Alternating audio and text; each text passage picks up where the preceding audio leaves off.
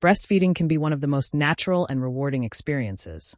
But what happens when it's painful, swollen, or just not working as expected? Let's explore what can go wrong during breastfeeding and how to fix it safely and effectively. Let's start with problems related to breast swelling. The first one is engorgement. Engorgement means the breast tissue becomes swollen and full of milk, usually within a few days after birth when the milk comes in.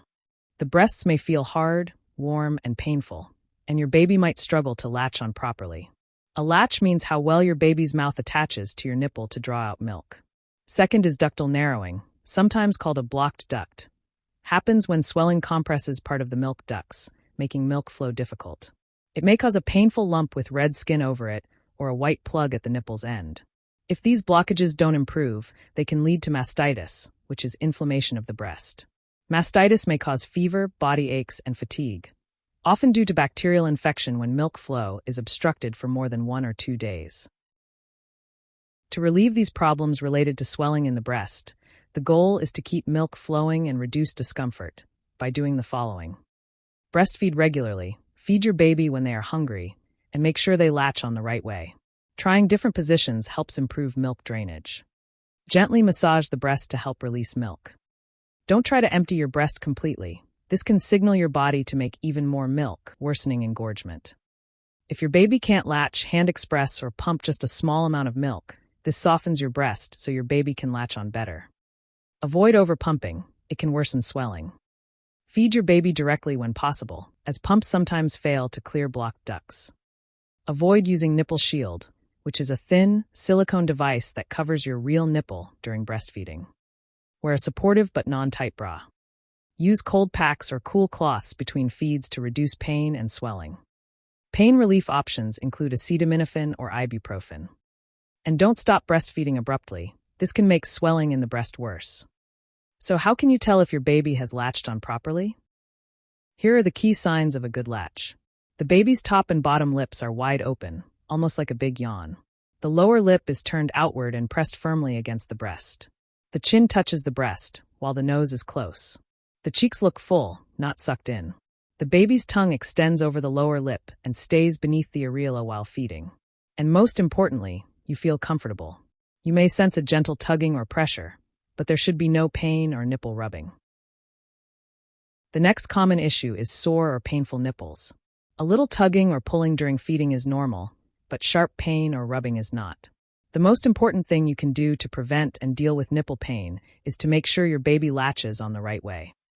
If your nipples hurt throughout the whole session, it can be due to cracks, blisters, or bruises, and sometimes a condition called tongue tie, which is when a baby's tongue is too tightly attached to the bottom of the mouth, making it hard to move and feed effectively. To manage soreness, you can do the following. Apply a few drops of breast milk or lanolin ointment to soothe cracks. Do not put vitamin E or honey on your nipples, because these can be dangerous for your baby. Wear breast pads between feedings to protect your nipples. Use warm or cool compresses and take pain medicine like acetaminophen or ibuprofen if needed. Once your baby starts teething, they might bite. Keep their mouth wide open during feeds, and if they bite, try sticking your finger between your nipple and the baby's mouth and say a firm no. This helps your baby learn not to bite. You can also offer a teething ring to chew on instead. Another problem is nipple color changes. Sometimes nipples can change color, turning white, blue, or red and becoming painful. This can happen if you're sensitive to cold or if your nipple is injured, for example, if your baby doesn't have a good latch on. To manage this, do the following. Keep yourself warm, increase room temperature, wear warm clothing, and put a warm cloth over your breasts before and after breastfeeding. Avoid triggers like caffeine and nicotine. Some medicines, such as those for colds, migraines, ADHD, or weight loss, can worsen this. Always check with your doctor. Most breastfeeding problems can be managed at home, but some need medical help. See your doctor if you have the following. Pain that lasts for a whole breastfeeding session. Blood leaking from your nipples. A swollen breast area that doesn't improve after 3 days. Fever of 38 degrees Celsius or higher with a hard, red, or swollen area of your breast.